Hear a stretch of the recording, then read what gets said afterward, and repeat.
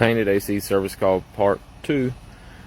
Some things that I'm just trying to help some of the younger techs who will maybe spot and be beneficial on the call. This may also come up as a surprise. I know a lot of older techs are going to say something about this, but this actual netting that's over top of the unit, that does not affect the superheat and SoCool, and it does not affect the airflow. I've actually measured it and on this particular unit, and it does not do that.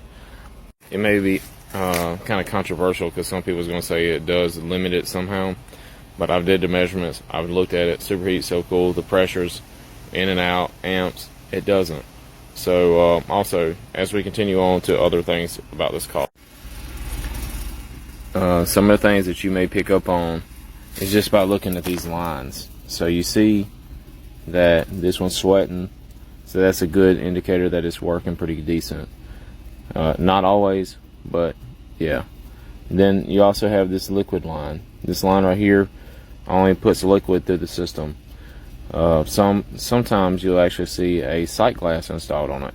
If you look in the sight glass and you see anything other than liquid shooting across there, you see bubbles, anything like that, you'll know that you have a leak in the system, because liquid is supposed to be right here, no bubbles whatsoever. This is a filter dryer, this can looking thing. Some people will say that it's supposed to be on the inside. I will agree with that. You'll also need to see that if this is a heat pump, you'll have generally right here, you'll have an arrow that's pointing both ways, and if it's a regular unit, you'll have an arrow pointing toward your wall, and that is to help remove moisture from the system. And anytime that you open the system up, whether you're changing a coil, whether you're pulling and cleaning a coil, you're supposed to change the filter dryer. Also want to point out that this is a double pole contactor. I was talking about it's a little bit more safe because on this side up here, if the switch isn't engaged, there's no power, even though the capacitor could have a charge.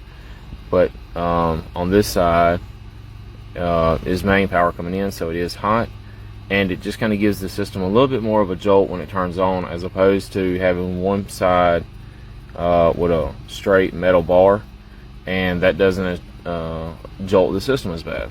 Once you take off this cover, you'll be able to see behind this is your reversing valve.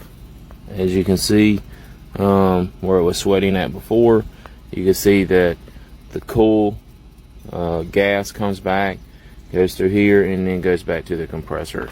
Part 3 coming.